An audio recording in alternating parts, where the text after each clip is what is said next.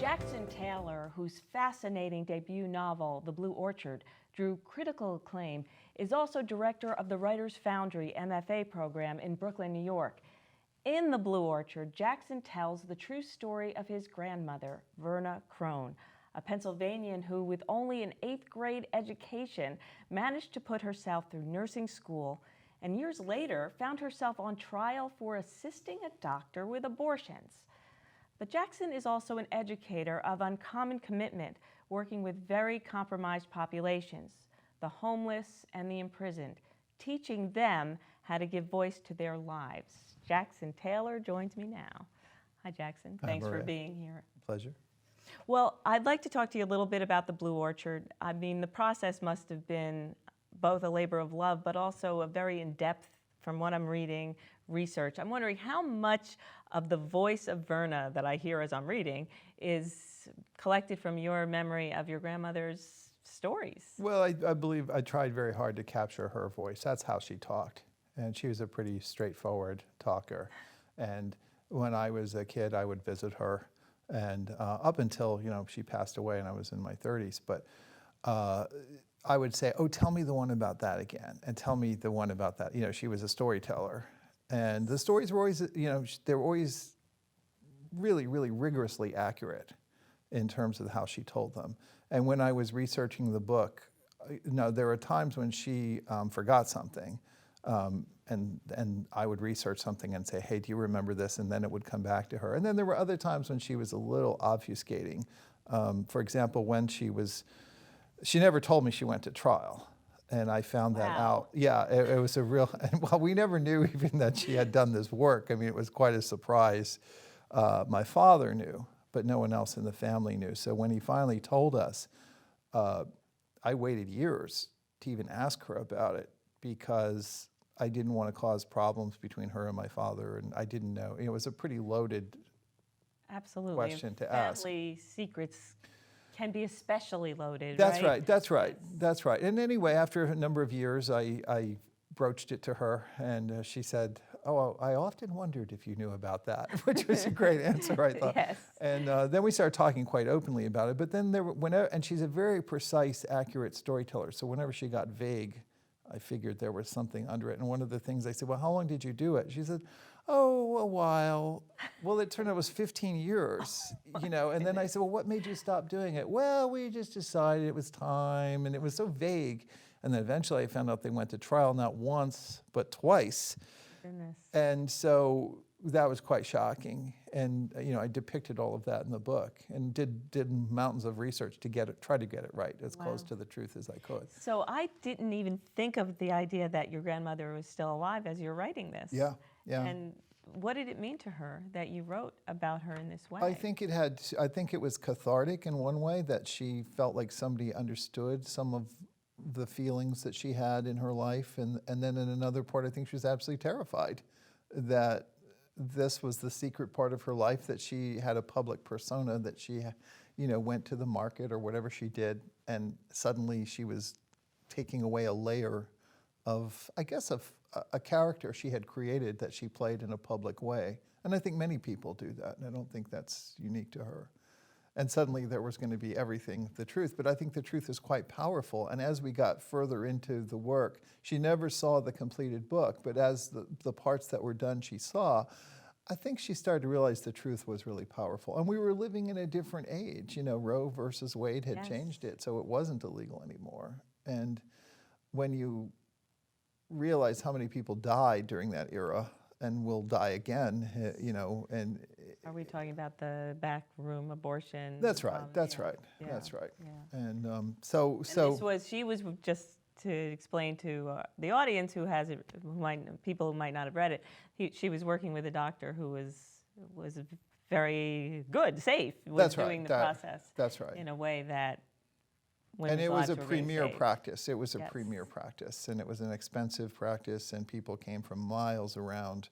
And they came from cities like New York and Baltimore and York and wherever they heard about it. Yeah. They'd travel to come there. And it meant that they didn't have to go to Puerto Rico or Sweden or someplace that was safe, but quite an arduous trip in the 50s and 40s to do. What a story. What did it mean to you to have that? I know you're a writer. To be published in this way is it's success. It's a sign of success. But that it was this project. Well, what was interesting was everybody told me it was going to fail. And, you know, I had 20 some... Why was that? Well, 25 agents turned me down. They said, well, a book with by a man with a woman's point of view on this subject won't sell. A book about an African-American character who's the main character in the book by a white man won't sell. A book about abortion and race in America won't sell. That's, you know, the sales conversation was very important to them. And I thought, well, I told it the way I wanted to tell it, and I didn't want to do like a straightforward nonfiction book. And eventually it found its way, and all of those naysayers were proven wrong. The book continues to sell and continues to do well, and that's not the measure. One of the things I've been thinking about a lot is how does one measure success? And as an artist or a writer, if we give our power over to the commercial, sure, it's lovely to have commercial success. And the medium of television like this is so intoxicating. You know, we hope we will reach that. But what it doesn't calibrate necessarily is the quality of the work. And I've been listening to a lot of visual artists talk about their work and their process lately, and one of the things I notice is they'll say, oh, this image was very daring, blah, blah, blah, and then they'll say, and then it went viral. And I'm thinking, well, so what? You know, like, what does that mean, it went viral? It's another, and these are often like anti-establishment painters. Right, so there's an irony there. Yeah, so suddenly they're then measuring their success by a corporate entity. And, you know, it's lovely if that happens, but that is not the measure of success. I think the best measure is when you're walking down the street and you just did the thing the way you wanted it to be. And whether it goes well or not, you know it, you made something that you like the way it was to your standards, your calibration, your specification, and you can live pretty well with that. And that is far removed from money. Yes. At what point in this process did you enjoy that success?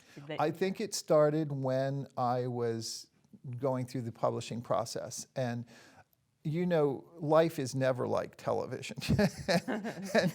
But I would get out of the subway and I would be going to see my editor, and I'd get out, you know, at Rockefeller Center, and there was the Simon & Schuster building, and I'd be, oh, I'm going into the Simon & Schuster. And then I'd meet my elegant editor, who was always impeccably dressed. Her name's Sulai Hernandez, which is an incredible editor. And she would take me to lunch, and we'd go, like, you know, have lunch by the Rockefeller Center ice skating rink. And I thought, wow, if they were making a TV movie of the week about an author, this is what they would show, these shots. And you know, real life isn't like that. It's always like a back office someplace, you know. And so it was quite amazing that this kind of fantasy was happening around this book. And everybody was very generous and kind, especially those that got involved with it and read it. And then they I don't know, you just notice a difference in the way people treat you. Interesting, very. I want to talk to you about, as full disclosure, I'm a former student of yours, about your teaching. And it just seems to me that it's a big part of your life and the people you choose to teach. I want to hear about that, because I know you have taught with the Holy Apostles Soup Kitchen. That's right, yeah. And also, I know through the Penn Project, you've brought writing instruction to prisoners. Is that something you're still working with, and what drew you to that in the first place? Well, I direct the prison writing program at Penn America, and I've been doing that for about 30 years. And I'm reluctant to get into it too much, because the danger is that you say, oh, I work with prisoners, isn't it a wonderful thing? And, you know, it's such a huge segment of our population, and to me, the issues of writing are the same no matter who the student is. And my goal isn't to be like some kind of writing, I don't know, guru. Minister? Yeah, a minister, a guru. Minister. It's to create colleagues.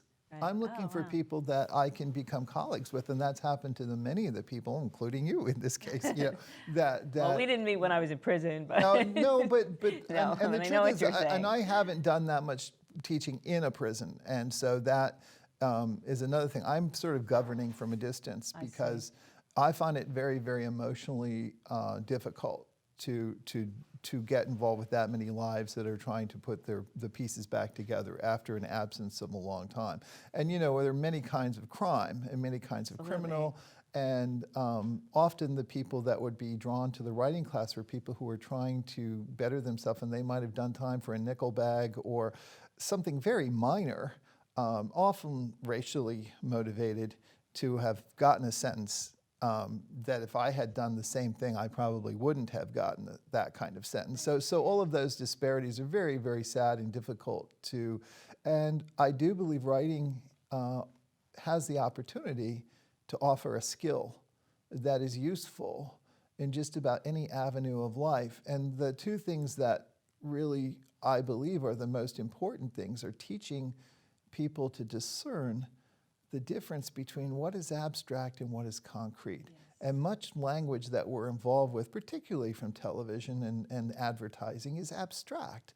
What does it mean? I don't know what it means. Oh, it's great. Well, great what? Great, there's so much spin. And so what is concrete? And that conversation connects very closely with what's an observation and what's an opinion. And opinion is, of course, our greatest pleasure as a culture. But, oh, I like that, I hate that, I like that, I hate that. But after a while, it doesn't really measure anything, and it tells you more about the speaker than the work of art or the piece of writing that you're looking at. So I'm very much interested in what one can see in the work, or what is the work intrinsically about. And then how does one calibrate what is really meaningful or good? Or what standards do you hold creative work to? And I think that that conversation is largely absent in our culture, at least in the popular culture, let's say. Yes. Yeah, and I believe that it's also because there is so much spin, and the commercial conversation, fame, all of that stuff is so prevalent. Celebrities who are celebrities because they're right, and of course, yes. more power to them. Be my guest, but it doesn't really measure the quality of the work, and I guess that's what really makes me excited. You are working out there on that. I know. Well, I'm interested in that. Fronts. I'm interested in that. So I don't. I'm not a hero, and that's work that anybody can do. And it's open to anybody. Please, step aboard and help, because Jackson, there's a great need. So great to talk to you. Thank you so much for being here. I also want to thank Jennifer Ann Ho for joining us. And thank you for joining us. I'm Marie Denoya Aronson. See you next time on The Spark. The Spark is produced at Riverview Studios, an award-winning digital video production facility, creating programs to help clients motivate, educate, and inform their audiences. Closed captioning provided by Ryan James Agency. Full service in digital advertising. Strategy and creative with gusto. Relentless about results. Find them at ryanjamesagency.com. To contact The Spark, you can email us at thesparktelevision@gmail.com.